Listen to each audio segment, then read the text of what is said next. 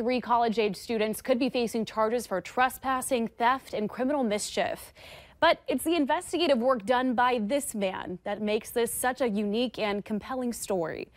It all happened on Vogel's family farmstead in North Fargo. And as Valley News Team's Melanie Palmer explains what this man did to crack the case behind this stolen Christmas tree. It's just one of the strangest things that when I think about the incredible coincidence of being exactly at the right place at the right time. Paul Vogel took the loss of his prized spruce personally. It was chopped down and stolen last November. But what makes this tree so special is Paul and his late father planted it together decades ago. And while most of us would count it as a loss, Paul didn't stop there. He contacted the police, but he says he knows they get busy. So he took matters into his own hands. I just happened across a pickup truck parked behind a building up in the NDSU area, and I saw this tree on there.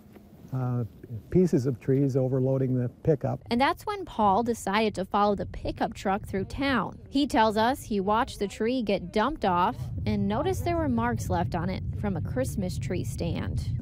I can't be this lucky, but then I got out and examined the tree, and I knew right away, I was pretty certain it was the tree. He even had some help from experts at NDSU that compared the rings on the stump to the pieces he found. But Vogel says these experts couldn't completely confirm if it was a match, but he says it still very well could be. And he tells us he's had a hunch about who the 3 culprits are. And now deputies with the Cass County Sheriff Department are getting ready to pursue charges. But Vogel says he didn't want anyone getting in trouble. He just wanted to know what happened to his tree. I thought I'd feel better about it than I do. I don't like to see people get into trouble, but at the same time, they aren't junior high kids, they're young adults. Now you can bet since the incident, he stepped up security on his farmstead, and he's thanking the man who helped him plant the tree for getting him to the right place at the right time. In Fargo, Melanie Palmer, Valley News Live.